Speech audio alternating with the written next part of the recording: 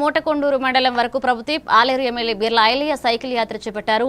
Petrol diesel ధరల పెరుగుదలపై నిరసనగా యాత్ర నిర్వహించారు. అనంతరం మూటకొండూరు మండలంలోని ధాన్యం కొనుగోలు కేంద్రాలను సందర్శించి రైతులకు ఇబ్బందులు కలగకుండా చూడాలని అధికారులను ఆదేశించారు. మండల ప్రజా పరిషత్ తహసీల్దార్ కార్యాలయ నిర్మాణ పనులను పరిశీలించి అభివృద్ధి కార్యక్రమాలపై సమీక్ష నిర్వహించారు.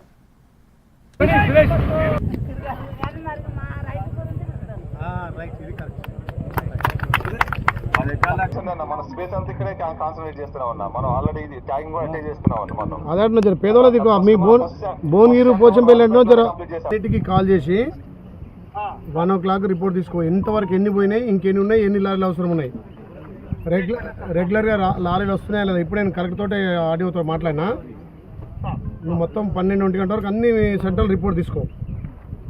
ఈ విధంగా ఇలా మోడీ భారతదేశంలో పరిపాలన సాగిస్తున్నాడు. ఎలక్షన్ల ముందు ఒక మాట, ఎలక్షన్ అయిపోయి ఒక మాట.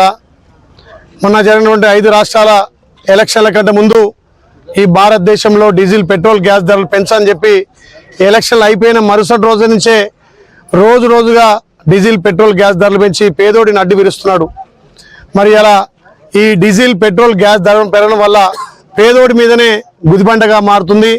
వీటి వల్ల నిత్యావసర సరుకుల ధరలు పెరిగిపోయి పేదోళ్ళకే భారం అవుతుంది తప్ప ఉన్నత వర్గాలకు ఎక్కడ కూడా ఇబ్బంది కాదు.